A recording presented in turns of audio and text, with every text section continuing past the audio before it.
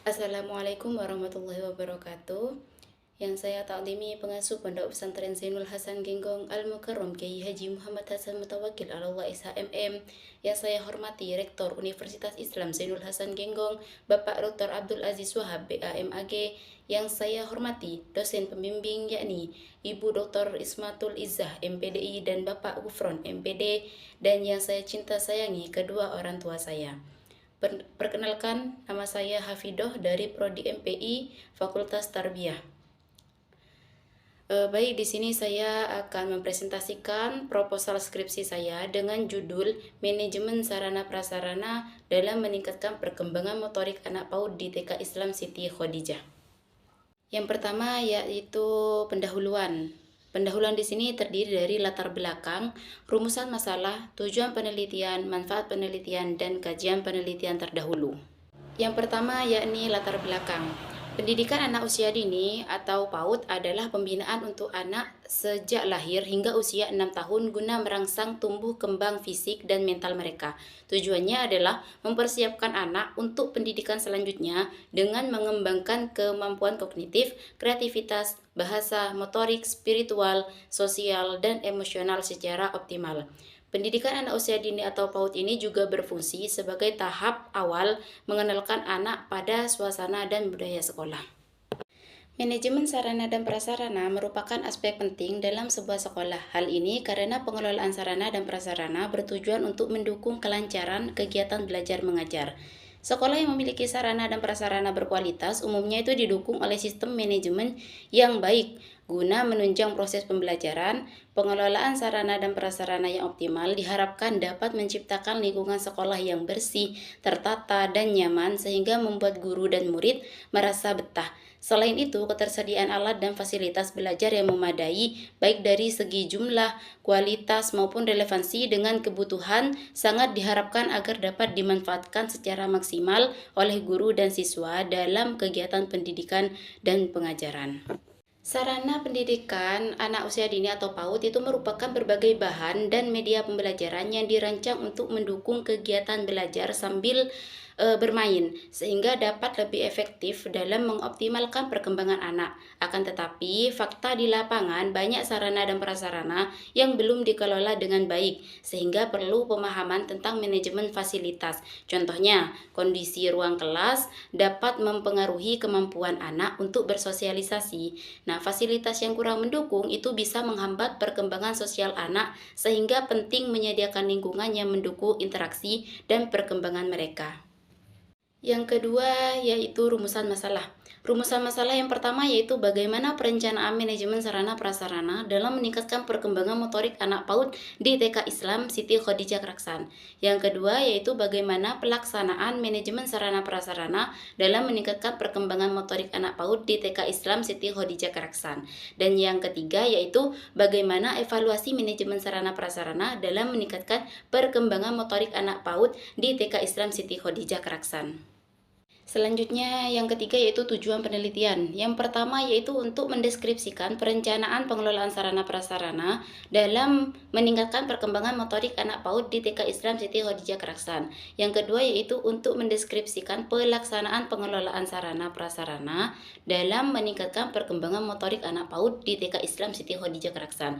Dan yang ketiga yaitu untuk mendeskripsikan evaluasi pengelolaan sarana prasarana dalam meningkatkan perkembangan motorik anak PAUD di TK Islam Siti Khadijah Kraksan. Yang keempat yaitu manfaat penelitian. Manfaat penelitian di sini ada dua. Yang pertama yaitu manfaat teoritis. Manfaat teoritis yaitu memberikan kontribusi terhadap pengembangan ilmu manajemen pendidikan, khususnya dalam pengelolaan sarana dan prasarana untuk pendidikan anak usia dini atau PAUD. Nah, yang kedua yaitu manfaat praktis. Manfaat praktis di sini bagi sekolah yaitu memberikan rekomendasi untuk meningkatkan pengelolaan sarana prasarana sehingga lebih praktis, lebih efektif dalam mendukung proses belajar mengajar dan membantu sekolah dalam mengevaluasi kondisi dan penggunaan fasilitas yang tersedia. Dan yang kelima yaitu kajian penelitian terdahulu. Penelitian terdahulu berperan penting dalam memperkuat landasan penelitian yang akan dilakukan dengan mengacu pada hasil-hasil penelitian sebelumnya. Nah, berdasarkan penelitian sebelumnya, ada beberapa kesamaan dengan penelitian yang penulis lakukan, terutama dalam hal sarana dan prasarana.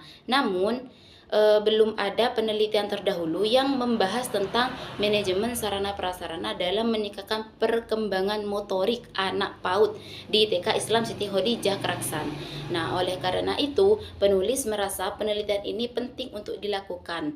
Nah, perbedaannya dengan penelitian sebelumnya itu membahas manajemen sarana dan prasarana dalam meningkatkan perkembangan anak PAUD.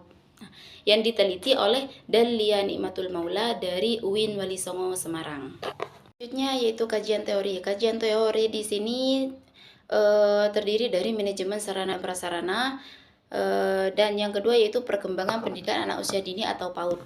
Yang pertama yaitu manajemen sarana dan prasarana. Yang A, konsep manajemen sarana dan prasarana. Manajemen adalah proses yang bertujuan untuk merencanakan dan mencapai tujuan tertentu.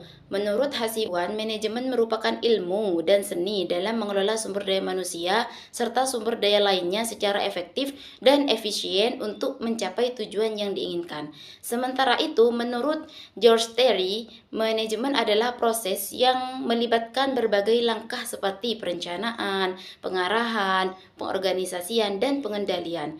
Nah, semua langkah ini dilakukan untuk menentukan dan mencapai tujuan yang telah ditetapkan dengan memanfaatkan sumber daya yang ada, termasuk sumber daya manusia dan sumber daya lainnya. Yang B yaitu fungsi manajemen sarana dan prasarana. Manajemen sarana dan prasarana adalah kegiatan pengelolaan yang mencakup perencanaan atau analisis kebutuhan, pengelolaan, pengadaan, pencatatan inventaris, penyimpanan, penggunaan, pemeliharaan, penghapusan, dan pelaporan fasilitas. Nah, baik yang bergerak maupun tidak bergerak seperti perabot sekolah, alat belajar, dan lainnya. Nah, dengan manajemen yang baik, sarana dan prasarana ini dapat dirawat dengan baik, meningkatkan kinerja warga sekolah, memperpanjang masa pakai, mengurangi biaya perbaikan, dan memastikan biaya perawatan itu menjadi lebih efisien. Selanjutnya yang kedua yaitu perkembangan pendidikan anak usia dini atau PAUD. Yang A yaitu pengertian perkembangan. Perkembangan adalah perubahan inovatif yang terjadi sepanjang hidup manusia maupun makhluk hidup lainnya. Menurut Desmita, perkembangan mencakup perubahan fisik dan penyesuaian yang terus-menerus, baik secara fisik maupun mental, itu menuju tahap kedewasaan yang lebih tinggi.